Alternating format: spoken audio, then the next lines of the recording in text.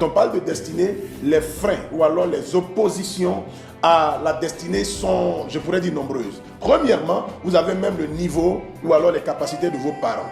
Nos parents peuvent nous donner une vie, une destinée ou alors une histoire qui n'est pas forcément ce que Dieu a voulu. La deuxième chose qui intervient, c'est également votre environnement. Le lieu où vous êtes détermine ce que vous allez devenir. Quelles que soient les qualifications qu'on a, c'est difficile de devenir ce que le lieu, l'environnement dans lequel vous êtes ne vous propose pas comme opportunité. Comme j'ai l'habitude de dire, un grand skieur né, mais qui reste en Côte d'Ivoire, sera un être humain ordinaire parce qu'on n'a pas de neige ici. Donc vous voyez que l'environnement propose. L'environnement a des possibilités, a des propositions, a des opportunités. Alors donc si vous naissez dans un endroit qui ne présente pas tout ce que vous êtes, ça devient difficile. Nous sommes comme des semences et vous voyez que les semences ne poussent pas toutes dans le même endroit. Il y en a qui poussent sur la terre ferme, d'autres poussent dans l'eau et tout ça.